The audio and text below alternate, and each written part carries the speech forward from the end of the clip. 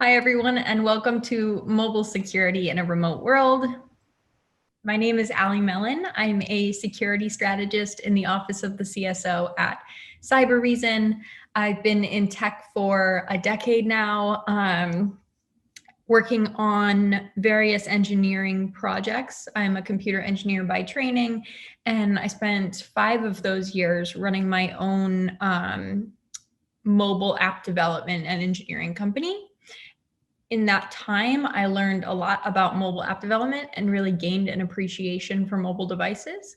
I was definitely driven towards security through some IoT research that I did. And so I've been in security for the past several years, looking at it more as an enterprise problem as opposed to solely mobile. But of course, I think mobile is a very important part of that. And that's part of why I'm giving this talk today. So let's dive in. For the agenda, we're going to start by talking about security today before really diving into what mobile is and what enterprise protection for mobile looks like.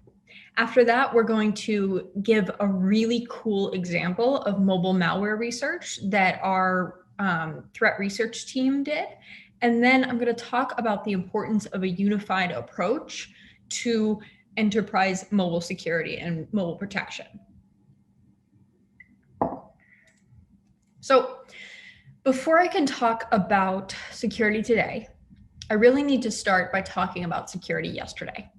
Things have changed so much in the past year and really accelerated us through a digital transformation. But what's really important to note is we were on this path before. It was just perhaps a little bit slower than what we've been through the last year. So I want to talk about the enterprise device makeup before 2020. We saw a big mix of bring your own, company-owned, and custom devices. And custom devices would be anything like point-of-sale devices.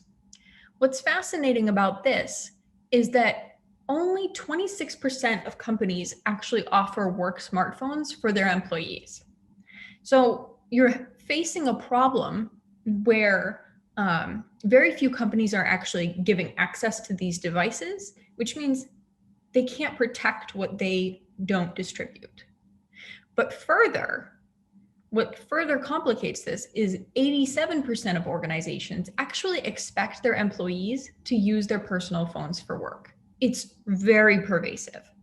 So you're expecting people to use a personal device to access corporate data, to communicate about corporate issues, but most likely the organization has not actually distributed that device and doesn't really have any claims to protecting that device. So I want to ask the audience, do you use your personal smartphone for work? I personally do. Before everything happened with lockdown and the pandemic, I would use it quite frequently, whether I was taking an Uber into work, checking emails, or accessing Google Drive so that I could write up a document. And this is an important question to think about as we consider whether or not mobile devices are something that are worth protecting as an enterprise. And the numbers back this up. 60% of devices containing or accessing enterprise data are mobile. And this was before 2020. That's massive. That's a massive number of devices, especially when you consider that, for example, right now, I'm using my laptop to communicate with you, not my mobile device. And what compounds on top of that is that enterprise users are 3 times more likely to fall for a phishing link on a small screen than a desktop. So the main place that individuals are accessing corporate data is actually a place that's much easier to fall for a phishing attack. Now, I want to talk about security today with that basis of security yesterday. Most of us are stuck at home. I know from my aunt who is in Italy, she's telling me that lockdown restrictions for Italy have gotten much more severe depending on your location. Modena, for example, is categorized in a red zone. And we have to integrate work into our existing lifestyle as we work from home. In fact, 74% of companies plan to shift permanently to remote work post-COVID. So it's really important to kind of embed working from home into your lifestyle. And a lot of people do that by using their mobile devices more. This shift to 100% remote work has really exponentially increased our digital transformation. Take an example of how messy our work lives and our personal lives have become. Say you are someone who has to work from home right now, your kids are not in school, they are at home with you. You have to take them outside, go to the playground, make sure that they have time to be kids, which can be really challenging in this environment. And most likely you're gonna have to do that during a work day because that's when, kids wanna play. So what you have to consider is that in that situation, you're most likely going to bring your mobile device with you because you want to make sure that you can read any Slack messages, or if you get an important email, you have access to it so you know what's going on at work. So automatically, we have this tendency to really start using our mobile devices more and more. And you could say the same thing for if you have a dog that you have to take outside for walks during the day. You're going to want to have your mobile phone on you to make calls and to answer emails and to make sure that you're up to date on things, even though you're not at home yet, sitting at your computer. So I want to start by really thinking about what mobile is. Like, here's a question for you. Is a laptop mobile because you can move around with it? And so I want to level set on what I'm talking about as a mobile device so that we can really understand what's important with this approach.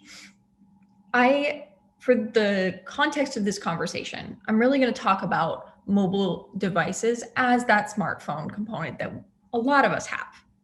But what I really want you to be thinking as we go throughout this talk is that it really shouldn't matter when you're thinking about enterprise security, and we need to push towards a world where it is just another device that has to be integrated into a strong security strategy, because we can't continue to have point solutions for all these various different types of devices. It's unsustainable, especially as we approach areas where we're going to have a lot more IoT devices and things like drones and more laptops, iPads. There's just too much. And we need to be able to have a unified solution to bring that all together instead of keeping them as separate elements.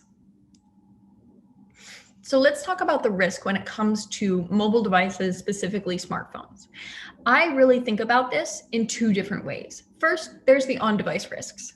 Of course, this is the one that most people think about. Things like what corporate data you might have stored locally on your device, what financial applications you might have access to on that device, etc. The other side of the coin that I find really fascinating, and I think is particularly important now, is mobile devices being used as an entry point into the enterprise. And I want to dig down into these a little bit more. Starting with data that's found on the device. So on a device, like a smartphone, there's a lot of risks. Whether it's device storage, the actual data that's stored on the device, whether it's things like authentication factors and being able to actually bypass two-factor authentication, which we're going to see later in the mobile malware research example that I'm going to walk through with you guys. Also, things like surveillance are really important to consider. We saw this last year with Operation Soft Cell, albeit from a really different angle. In that attack, attackers used call detail records to track high-value targets. But what's interesting about that is it's still about what data was on the phone and was then sent to the telecommunications provider. And so if you could access that more directly by just accessing the phone, you'd have an even more potent attack. So mobile presents a really unique way to not only access stuff that's on the device, but also to track people and to spy on them in an inconspicuous way. You basically have this little device that has a microphone, a camera, an accelerometer, a GPS. You have it attached to your hip all the time. That's basically a spy's dream. So now I want to ask, with regards to data on the device and business applications on the device, do you have any of these on your phone? Do you use things like Salesforce on your phone or your iPad? Do you use DocuSign? This is a particularly dangerous one if you are, for example, working for a or if you are a member of the legal team at your organization. A lot of legal teams are going to have DocuSign on their devices because they need to sign documents quite frequently, and they tend to be very sensitive documents. Do you use something like Asana, which as a project management tool may seem less scary than the other examples? However, that can store a lot of information about your approach to market or what your engineering teams are working on, and can actually contain some valuable information for an attacker. And of course, applications like Zoom, which immediately give you access to other individuals in the organization, and you could ultimately use to record conversations, make sure you know who's meeting with whom, really have a direct access point to someone else in the organization. And then of course, Google Drive, where a lot of us store a lot of really important data. The same thing could be said for Microsoft Teams. There's a lot of information stored in Google Drive and on Microsoft Teams that you wouldn't necessarily want an attacker to gain access to. And I also want to talk about the enterprise entry point. This is something that I find to be a really fascinating avenue of attack. Say that you are on a mobile device and your device has been infected by malware. You decided to go to the local Starbucks, joined the Wi-Fi there, but it turns out that you didn't actually join the legitimate Wi-Fi. It was Starbucks Wi-Fi instead of Starbucks Wi-Fi. And you connect to that Wi-Fi, an attacker immediately gets access to your device, you get infected with malware, and then you go to work. This is a day where we're not in a pandemic and you're actually able to go into the office. You connect to the enterprise network once you get in, and you're now connected to all of these other devices, like laptops, like other mobile devices, potentially IoT devices, to other people's workstations. And this allows an attacker to use what seems like a very inconspicuous target and actually get onto some more valuable, what they consider more valuable assets, and to spread quickly.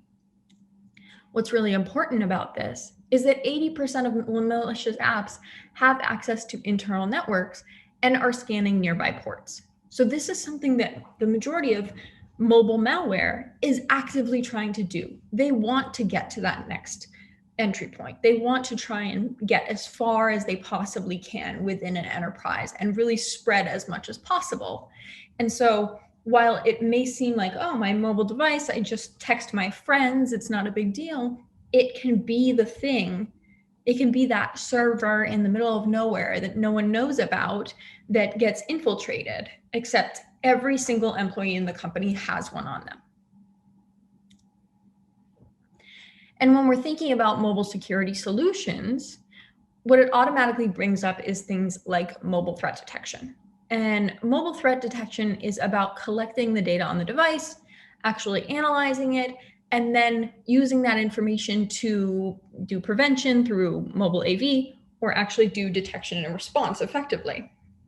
And the goal is to do that in real time across mobile devices. What's interesting about this is that it's really complementary to things like mobile device management or EMM. It's not meant to be this conflicting element, but really it's about making a more cohesive security strategy for an organization. So mobile device management, EMM, that is really on the IT side of the house. It's critical to have. It's all about addressing those policy questions, making sure that the device is really up to date and doesn't have any applications installed that you wouldn't want it to have. But you still need, just like with laptops, an approach that is able to block incoming malware, is able to identify and prevent or detect and allow analysts to remediate incoming malware. So that mix is really where you see the best solution that, for the most part, we have today to these mobile security threats. Let's dive into an example to make this a little bit less theoretical, that I think is very cool and very important to understand, because it just really exemplifies the importance of defending mobile devices. So this piece of malware is called EVENTBOT. It is a mobile banking Trojan that our team found targeting the financial services space, and it's really looking to gather user data. It specifically was targeting the US and Europe. And what's really cool about this is these are the applications that it targeted. Over 200 different financial applications, which is a massive number.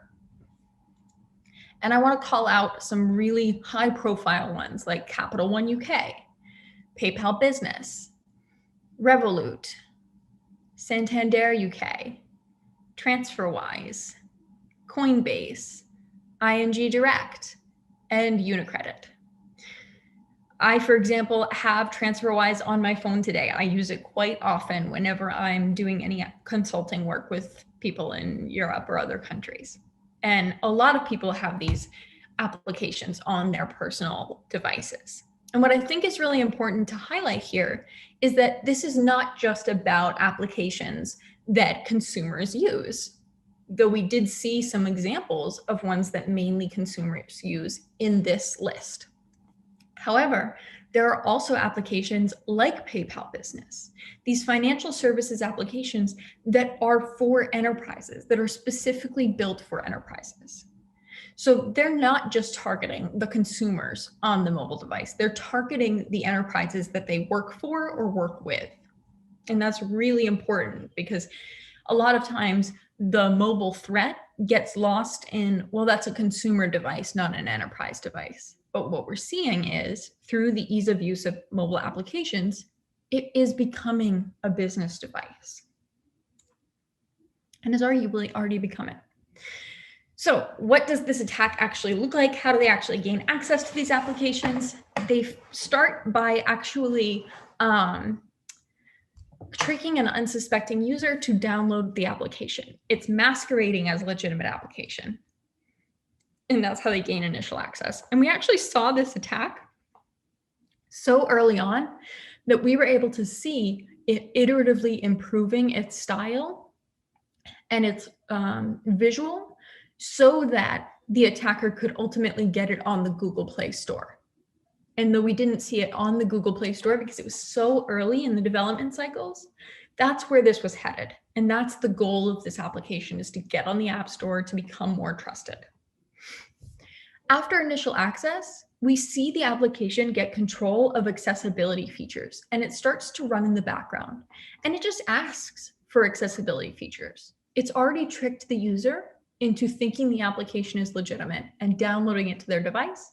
So getting control of the accessibility features just seems like a natural next step for the user. After that, it starts to collect reconnaissance information, like the device info and the names of various Android packages. That's how we know exactly which applications it's targeting, and that's how it identifies if any of the applications it's targeting are located on the device. From there, it collects information. It's tracking the device pin. It's collecting personal data, keystrokes, passwords. For anyone who's on this call, I'm sure none of you have done it because you're good security professionals, but there are a lot of people out there who copy paste passwords from the Notes app into their applications, perhaps even their financial applications. This malware has that password now in that username. From there, it exfiltrates all that information to its C2 server. And now you might be thinking, okay, this is fine.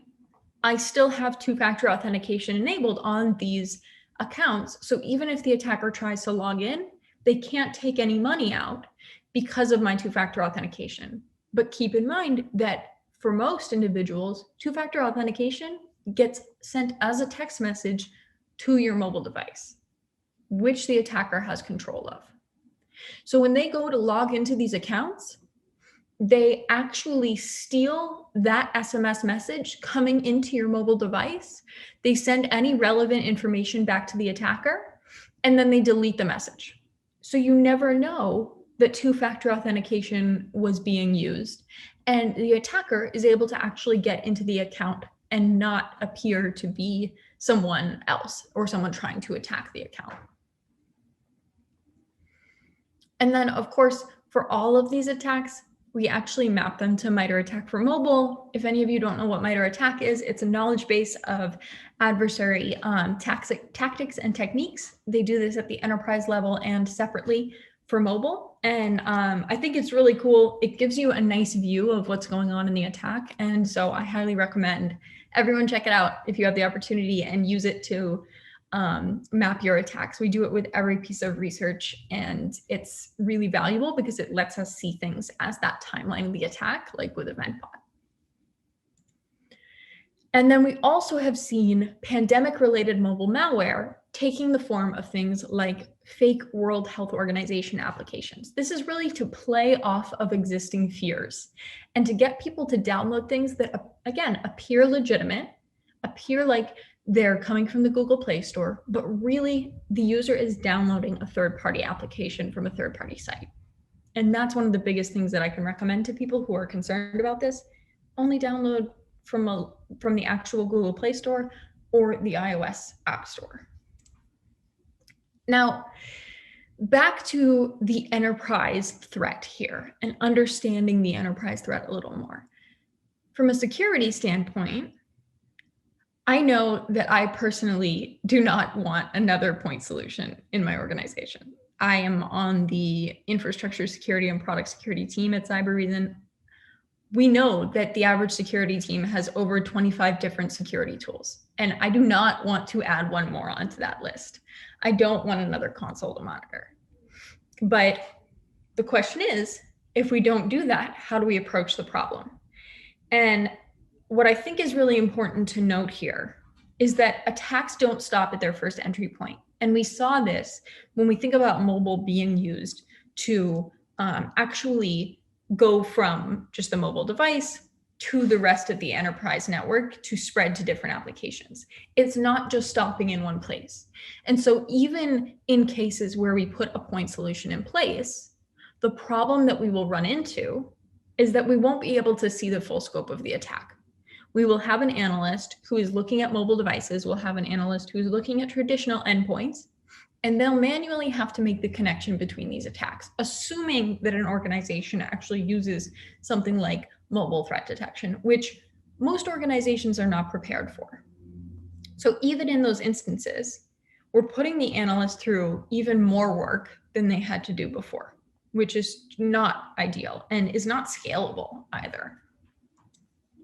So what I want to really talk about here is the importance that we need a unifier that isn't a human. And we need it because it needs to be the blueprint for the future and for how we approach this problem in the future, because mobile is just one step in this evolution. This is not the end point. This is the starting point for more types of devices that we're going to see accessing the enterprise network. And so what I really think is important is that we talk about this problem in the context of a more complete solution that is not just taking and addressing attacks that are happening on mobile devices, that is not just taking and addressing attacks that are on traditional endpoints. We need a more comprehensive solution that's about taking in the data across all of these, and really a security strategy that aligns to this as well, that takes in data from all of these applications and is able to actually understand the full scope of an attack. And this is something that I think is really important as enterprises consider how they want to approach their mobile security strategy. and how that incorporates into their enterprise strategy. Because the next phase in this is things like IoT devices.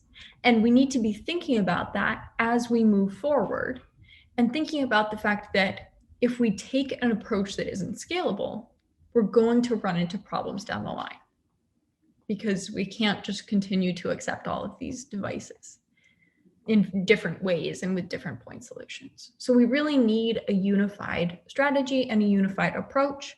I think that when you're looking at vendors that provide this type of protection, you need to look at ones that really do integrate very closely, not just with EMM or with MDM, but also with any type of protection that you already have in place for your traditional endpoints. And I want to thank you guys so much for attending. Feel free to reach out to me with any questions, Allie@CYBEREASON.com. You can also find me on Twitter @HackerBella, and I'm happy to talk more. I'm also happy to take any questions. Okay, thank you, Ellie.